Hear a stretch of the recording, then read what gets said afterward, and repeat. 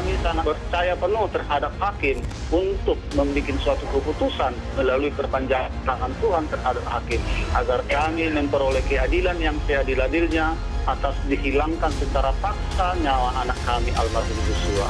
Hukum harus dapat berjalan seadil-adilnya, jangan tajam ke bawah tapi tumpul ke atas. Bang Jamin, tadi itu dikatakan hukum harus memenuhi rasa keadilan, keluarga Yosua juga minta rasa keadilan. Apakah hukum di negara ini sudah berkeadilan? Ya, kita lihat hasil polling Twitternya pemirsa, 88% netizen mengatakan belum berkeadilan. Assalamualaikum warahmatullahi wabarakatuh. Salam sejahtera bagi kita semua. Perkenalkan, kami dari tim Ahmad Dahlan bersama saya Putri Rahmawati sebagai pembicara pertama, Muhammad Hamzah sebagai pembicara kedua, Khalid Reza Al-Rashid sebagai pembicara ketiga. Dewan juri yang terhormat, mosi perdebatan kita kali ini menghendaki adanya fenomena no viral no justice, membuktikan bahwa sistem hukum di Indonesia belum mampu memberikan keadilan secara merata tanpa tekanan publik. Dan untuk pertama kalinya kami menyatakan sikap tegas bahwasanya kami menerima lahirnya mosi perdebatan kita kali ini dengan didasari oleh 3 pandangan argumentasi utama. Argumentasi yang pertama ini berdasarkan landasan filosofis ataupun latar belakang pasti yang akan disampaikan oleh saya selaku pembicara pertama. Argumentasi yang kedua yakni berdasarkan yuridis, teori dan juga dogma-dogma hukum yang akan disampaikan oleh pembicara kedua kami. Kemudian argumentasi yang ketiga yakni berdasarkan landasan sosiologis yang akan dielaborasi secara komprehensif oleh pembicara ketiga kami. Dewan juri yang terhormat, adapun yang melatar belakangi lahirnya dari mosi perdebatan kita kali ini adalah berawal dari adanya ketimpangan dalam pengimplementasian hukum. Kasus-kasus yang melibatkan kelompok marginal pun dengan masyarakat yang tidak mendapatkan keadilan yang seharusnya dia dapatkan, seringkali tidak mendapatkan perhatian besar dari media, sehingga mereka rentan terhadap penundaan atau bahkan pengabaian dalam proses hukum.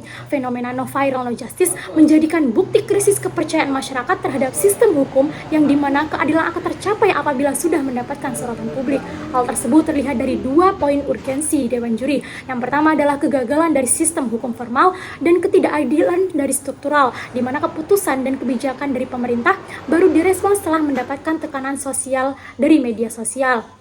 Kemudian Dewan Juri yang terhormat memasuki argumentasi kami. Secara filosofis, keadilan merupakan hak fundamental yang seharusnya dijunjung tinggi. Dalam teori keadilan khususnya dikemukakan oleh John Rawls dalam Theory of Justice, keadilan dipandang sebagai prinsip yang harus diterapkan secara universal tanpa diskriminasi. Berkaitan dengan adanya sila kelima yakni keadilan sosial bagi seluruh rakyat Indonesia, prinsip ini menggarisbawahi bahwa semua individu terlepas dari latar belakang sosial, politik, ataupun ekonomi mereka harus diperlakukan dengan setara dalam sistem hukum.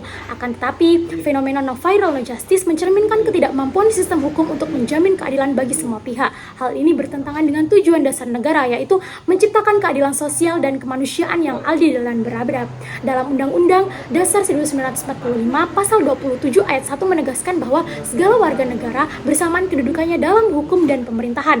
Namun kenyataannya masih ada ketidaksetaraan dalam penerapan hukum. Dengan demikian Dewan Juri kami mengajukan mekanisme yang solutif, yakni adalah yang pertama adalah pendidikan hukum untuk masyarakat dan yang kedua adalah penguatan independen dan integritas aparat penegak hukum. Untuk argumentasi selanjutnya diteruskan oleh pembicara kedua dan ketiga.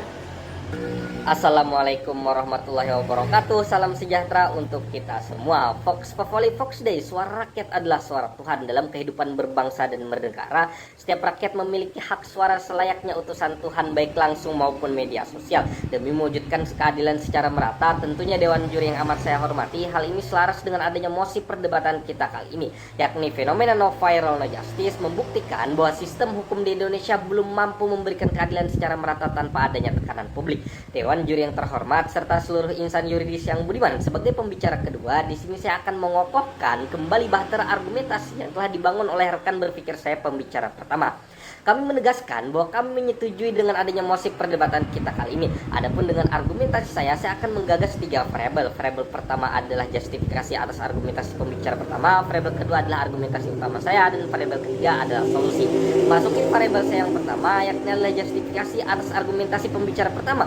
Fenomena no viral no justice membuktikan bahwa sistem hukum di Indonesia belum mampu memberikan keadilan secara merata tanpa adanya tekanan publik.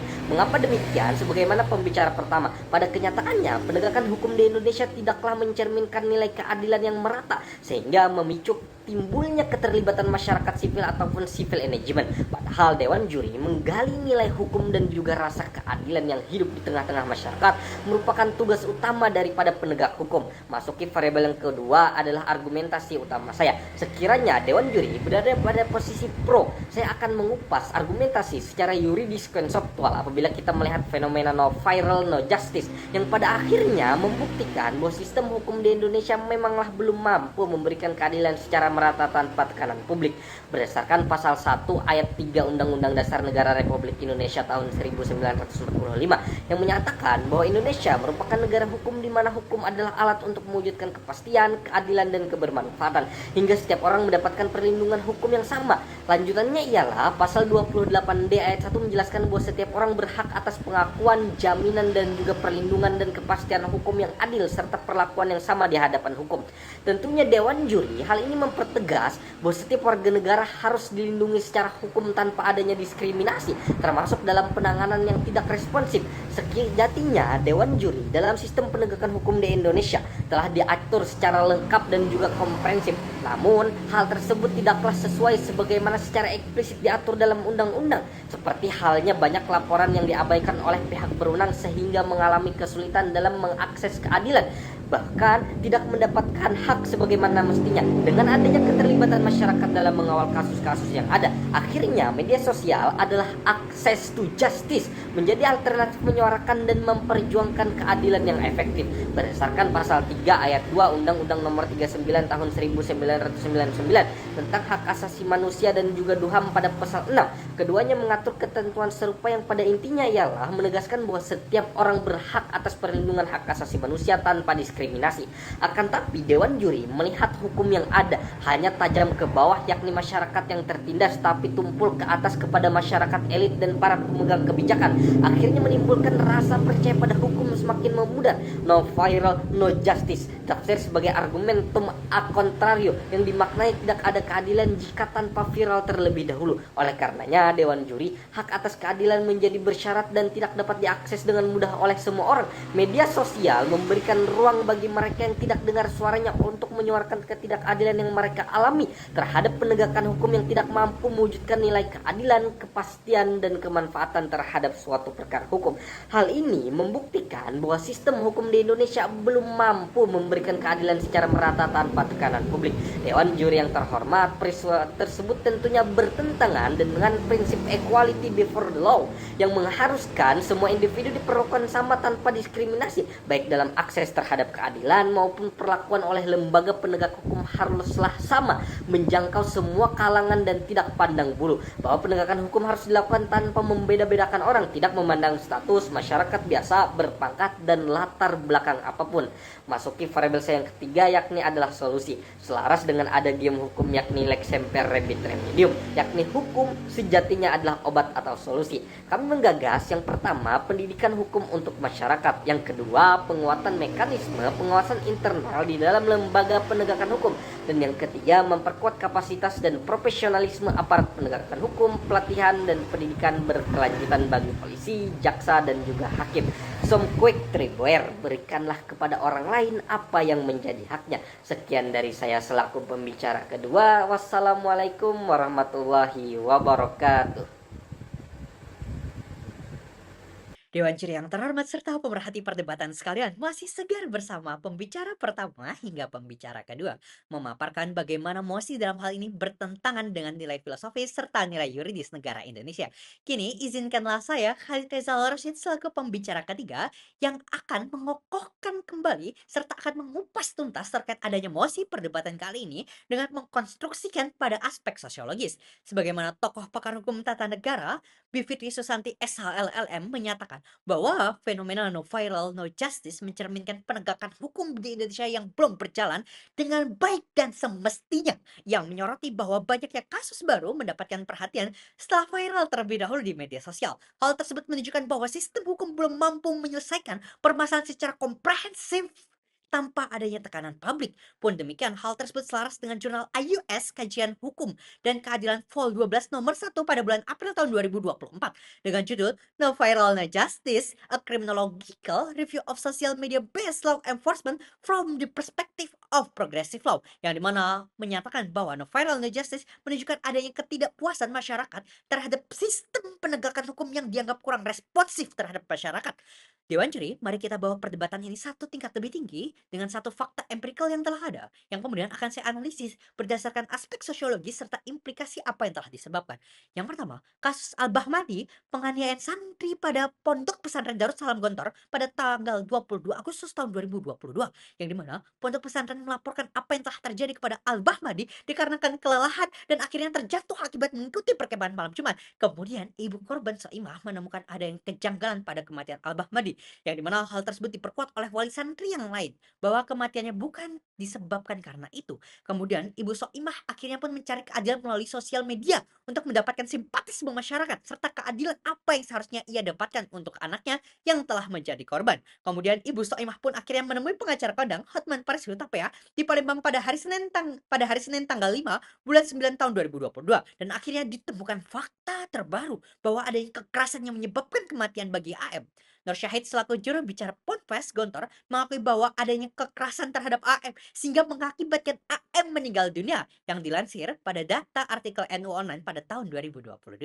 Kemudian Dewan Juri, pada fenomena no viral no justice dalam sosiologi hukum bukanlah konsep akademik klasik, tetapi merupakan fenomena sosial yang relevan dalam era digital sekarang. Namun, jika dikaitkan dengan teori hukum responsif karya Philip Nonet dan Philip Selzing dalam bukunya Law and Society in Transition Toward Responsive Law pada tahun 1978, buku ini membahas bagaimana hukum harus adaptif terhadap kebutuhan sosial, termasuk tekanan publik seperti viralitas media sosial, bila mana adanya suatu problematika hukum pada negara tersebut, sehingga viralitas ini diperlukan sebagai apa? Sebagai pengawasan terhadap penegak hukum, agar hukum harus ditegakkan setegak-tegaknya, sehingga akan menimbulkan satu implikasi pada masyarakat yang bersinggungan dengan mosi perdebatan kali ini.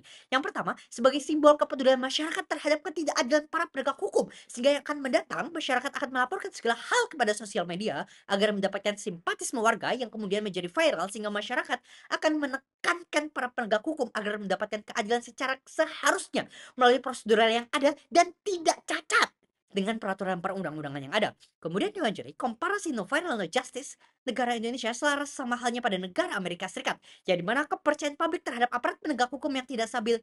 Berdasarkan survei Gallup pada tahun 2022, hanya 51% warga Amerika Serikat yang percaya bahwa polisi bertindak adil dalam menangani kasus-kasus hukum, pun dengan sistem pra-peradilan yang tidak baik, seperti gerakan sampai sekarang dengan hashtag Black Lives Matter yang sampai sekarang masih menggaung menjadi contoh bagaimana media sosial digunakan untuk mengadvokasi keadilan. Kasus-kasus seperti kematian George Floyd pada tahun 2022 yang mendapatkan perhatian luas setelah videonya menjadi viral di media sosial. Berdasarkan hal tersebut, maka kami memberikan 3 solusi utama. Yang pertama, solusi ini selaras dengan buku Hukum dan Masyarakat serta Pendidikan Hukum karya Satcipto Raharjo, yaitu pendidikan hukum berguna untuk memenuhi kebutuhan masyarakat. Demikian, buku ini membahas tentang pentingnya pendidikan hukum dalam memenuhi kebutuhan masyarakat dengan fokus pada bagaimana pendidikan hukum dapat meningkatkan kesadaran hukum dan partisipasi masyarakat. Yang kedua, penguatan mekanisme pengawasan internal di dalam lembaga penegak hukum. Pengawasan internal dalam lembaga penegak hukum merupakan aspek yang sangat krusial untuk memastikan bahwa aparat hukum bekerja secara profesional, transparan, dan sesuai dengan prinsip keadilan. Penguatan mekanisme ini bertujuan untuk mencegah penyalahgunaan kekuasaan, meningkatkan akuntabilitas, dan memperbaiki kepercayaan publik terhadap institusi hukum. Yang ketiga, memperkuat kapasitas dan profesionalisme aparat penegak hukum, pelatihan dan pendidikan berkelanjutan bagi polisi, jaksa, dan hakim agar tercapainya hukum yang berkeadilan sesuai dengan prosedural yang ada. Fakta sunt potentiora verbis, fakta lebih kuat dari kata-kata. Demikian dan terima kasih. Dewan Juri yang terhormat, tibalah kita pada penghujung perdebatan kali ini, yang mana kami berdiri di sini dengan keyakinan penuh bahwa mosi yang kami sampaikan telah terbukti valid. Argumentasi yang telah kami bangun secara komprehensif dimulai dari pembicara pertama hingga pembicara ketiga, dari argumentasi yang kami dudukan secara filosofis, yuridis, dan sosiologis. Kami menyepakati bahwa fenomena no viral justice mencerminkan ketidakmampuan sistem hukum Indonesia untuk memberikan keadilan secara merata tanpa tekanan publik. Mosi ini tidak hanya menyoroti kegagalan dalam sistem hukum, tetapi juga ketidakadilan struktural yang menghambat tercapainya keadilan bagi seluruh rakyat Indonesia. Hal ini telah terbukti melalui berbagai kasus yang hanya mendapat perhatian ketika viral di media sosial, seperti contoh kasus Al-Bahmadi.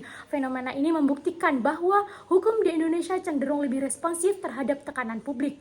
Dengan adanya tekanan media sosial, masyarakat kini lebih peduli terhadap ketidakadilan yang terjadi di sekitar mereka. Kemudian kami menawarkan mekanisme yang paling solutif, Yang pertama adalah solusi yang selaras dengan buku Hukum dan Masyarakat, serta pendidikan hukum karya Sacipto Raharjo, yaitu pendidikan hukum berguna untuk memenuhi kebutuhan masyarakat. Yang kedua, penguatan mekanisme pengawasan internal di dalam lembaga penegakan hukum. Kemudian memperkuat kapasitas dan profesionalisme aparat penegak hukum. Dalam mekanisme ini, kami mendukung agar hukum yang berlaku di Indonesia lebih responsif terhadap tuntunan keadilan masyarakat. Hal ini menjadi penting agar tidak ada lagi ketimpangan dalam penerapan hukum yang hanya menguntungkan segelintir orang atau kelompok tertentu. Dengan demikian, Dewan Juri yang terhormat, kami berharap mosi ini dapat memberikan pemahaman yang lebih mendalam mengenai pentingnya kesetaraan dan keadilan dalam penegakan hukum di Indonesia. Kami yakin bahwa dengan adanya perubahan dan perhatian yang lebih besar terhadap masalah ini, kami akan yakin bahwa keadilan sosial bagi seluruh rakyat Indonesia dapat tercapai tanpa adanya diskriminasi. Cukup sekian, terima kasih.